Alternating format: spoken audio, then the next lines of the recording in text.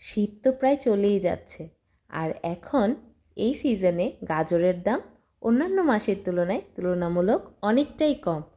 তো এই সিজনে সবার ঘরে কম বেশি গাজর থাকবে না তা তো হয় না, সবার ঘরে কম বেশি গাজর থাকেই। আর আজকে আমি দেখাবো গাজর দিয়ে তৈরি করা যায় কিছু unique recipe.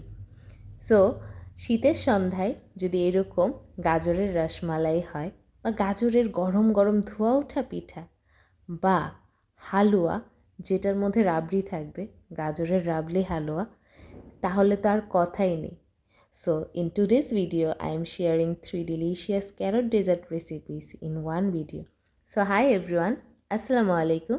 This is Rafia and welcome to my channel Moments by Rafia. চলুন শুরু করা যাক আজকের প্রথম রেসিপিটি। প্রথমে আমি কিছু বড় সাইজের 5টা গাজর নিয়ে নিয়েছি।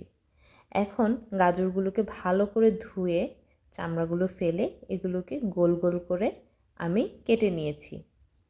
কেটে এখন এগুলোকে আমি সেদ্ধ করে নেব কিছুক্ষণ। বেশিক্ষণ সেদ্ধ করার দরকার নেই, এটাকে এতটুক পানিতে সেদ্ধ করব যেন পানিটা ফেলে দিতে না হয়। সেদ্ধ করা শেষ। এখন আমি কিছুটা দুধ দিয়ে গাজরটাকে একদম একটা পিওর ব্লেন্ড করে নিব, এটাতে যেন কোনো ধরনের লাম্পস না থেকে যায়। একদম মিহি একটা ব্যাটার হবে।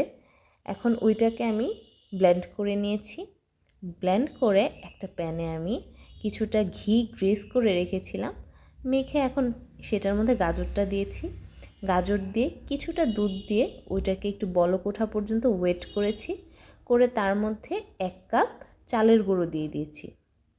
চালের গুঁড়ো দিয়ে ওই ডোটাকে আমি রেডি করে রেস্টে রেখে দিয়েছি কিছুক্ষণ। আর এদিকে আমি একটা ব্যাটার তৈরি করব। এখানে আমি আরও অর্ধেকটা গাজরের যেই ব্লেন্ড করে রাখা মিক্সার ছিল সেটাকে রেখেছি, এবং সেটার মধ্যে আমি আমার স্বাদ অনুযায়ী গুড় দিয়ে সেটাকে আমি একদম যতক্ষণ ঘন হয়ে না আসে ততক্ষণ আমি ওইটাকে নেড়েচেড়ে কমিয়ে নিয়েছি। তারপর এখান থেকে আমি কিছুটা ডো নিয়ে এখানে আমি একটা ফুলের শেপ দিব। যে যার মতো ইচ্ছা ওই রকম একটা শেপ দিতে পারেন। আমি এখানে গাজরের পিঠা বানাচ্ছি। এখানে আমি কয়েকটা ডিজাইন করার চেষ্টা করেছি। প্রথমে একটা শোন নিয়েছিলাম, সেটা দিয়ে আমি একটা গোলাপের ডিজাইন করেছি। তারপর একটা চপস্টিকের কাঠি নিয়েছি, সেটা দিয়ে আমি অঙ্ক ঘরের মতো কেটে কেটে নিয়েছি। নিয়ে এখন এগুলোকে আমি ভাপে সিদ্ধ হতে দিচ্ছি। ভাপে প্রায় 10 মিনিট এগুলো হওয়ার পর দেখেন কি সুন্দর ধোয়া ওঠা, ফুলো ফুলো নরম তুলতুলে। এরকম সন্ধ্যার সময় যদি এরকম গাজরের পিঠা হয়, আর কি কিছু লাগে? ধোয়া ওঠা, উফ কি যে মজা, বলে বোঝাতে পারবো না। মুখে দেওয়া মাত্র মিলিয়ে যায়। এতটা সফট, এতটা ক্রিমি, এতটা জুসি, এতটা মজা। তো আপনারাও ট্রাই করে দেখতে পারেন। সম্পূর্ণ গাজরের তৈরি এই পিঠাগুলো ইউনিক, একদম মেহমান আপ্যায়নের জন্য এগুলো পারফেক্ট। একদম মেহমানরা বুঝতেই পারবে না এটা যে গাজরের তৈরি। ওরা অবাক হয়ে যাবে যখন দেখবে এই ডোটাও গাজরের এবং ভেতর থেকেও গাজরের। চলুন এখন দ্বিতীয় রেসিপিটি শুরু করা যাক। এর জন্য আমি নিয়ে নিয়েছি 4টি একদম বড় সাইজের গাজর। এখন গাজরগুলোকে ধুয়ে আমি একটু বড় বড় করে গ্রেট করে নিয়েছি, মিহি করে না। এদিকে আমার পোংটাটা চলে আসছে আমার কাজে হাত দেওয়ার জন্য।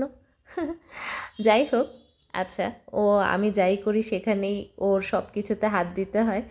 তো আমি এখানে এক হাতে ভিডিও করছিলাম, এক হাতে ওকে কোলে নিয়ে রেখেছিলাম, রান্নাও করছিলাম, মানে সব কিছু মিলিয়েই। যাই হোক, ভুল ত্রুটি আপনারা ক্ষমা সুন্দর দৃষ্টিতে দেখবেন, কারণ আমি ওইভাবে ভিডিও করতে পারি না, ওকে কোলে নিয়েই ম্যাক্সিমাম ভিডিও করা লাগে। তা আমি গ্রেট করে নেওয়া গাজরগুলোকে একটা প্যানে দিয়ে সামান্য ঘি দিয়ে ভেজে নিয়েছি। তারপরে 1 কাপ পরিমাণ আমি জাল করে রাখা দুধ দিয়ে ওইটাকে আবার ঢাকনা দিয়ে রেখেছিলাম কিছুক্ষণ, বলক উঠে যাওয়া পর্যন্ত। তারপরে ওইখানে আমি 2টো এলাচ এবং একটা দারচিনি দিয়ে আবার এটাকে নেড়েচেড়ে ঢেকে দিয়েছি, যেন গাজরগুলো সিদ্ধ হয়ে যায়, গাজরের ভেতরের পানিগুলো বের হয়ে যায়। তারপর যখন পানিগুলো বের হয়ে গেছে, দেন আমার যতটুকু মিষ্টি দরকার সেই অনুযায়ী আমি চিনি দিয়ে ওইটাকে নেড়েচেড়ে ঢেকে দিয়েছি। এই পর্যায়ে আমার গাজরগুলো আমি এগুলোকে একদম মিহি করিনি, একটু ঝুরঝুরা টাইপ রেখেছি। কারণ আমি এটার জন্য আরেকটা জিনিস তৈরি করব, যেটা হচ্ছে এই হালুয়াটার মেইন ইনগ্রিডিয়েন্টস। তো সবাই তো হালুয়া আমরা খাই, কম বেশি গাজরের হালুয়া আমরা সবাই খেয়েছি। তা আমি এখানের হালুয়ার জন্য গাজরগুলোকে একটু দানাদার টাইপের রেখেছি, বেশি মিহি করে ফেলিনি।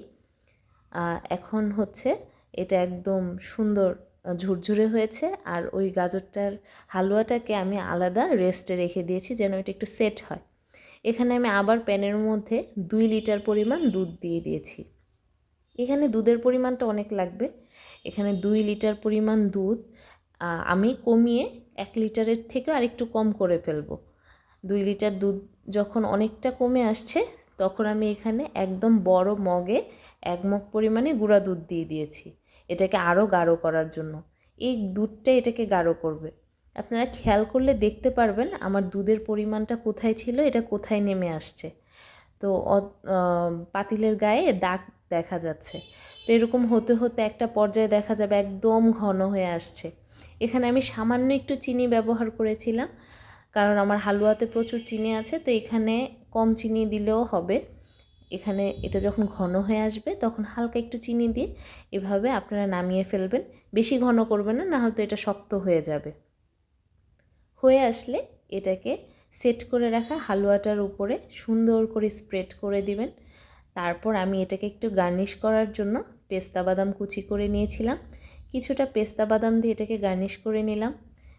আমি সত্যি কথা নিজে বানিয়েছি বলে না, আমি যখন এটা যে কয়েকজনকে টেস্ট করিয়েছি বলেছে যে আমরা অনেক হালুয়া খেয়েছি কিন্তু এত মজার আমরা কখনো খাইনি, সিরিয়াসলি। আর আমার এই কষ্ট সার্থক হয়েছে তখন যখন আমার এই ছোট্ট বাচ্চাটা বারবার ফ্রিজের দিকে দেখাচ্ছে আর বলছে মা ইয়াম ইয়াম। তো বোঝাই যাচ্ছে এটা সত্যি মজা হয়েছে। আর আপনারা বলবো যে এটাকে অবশ্যই ট্রাই করে দেখবেন। সাদামাটা গাজরের হালুয়া না খেয়ে একটু রাবড়ি গাজরের হালুয়া খেলে মন্দ হয় না। হ্যাঁ,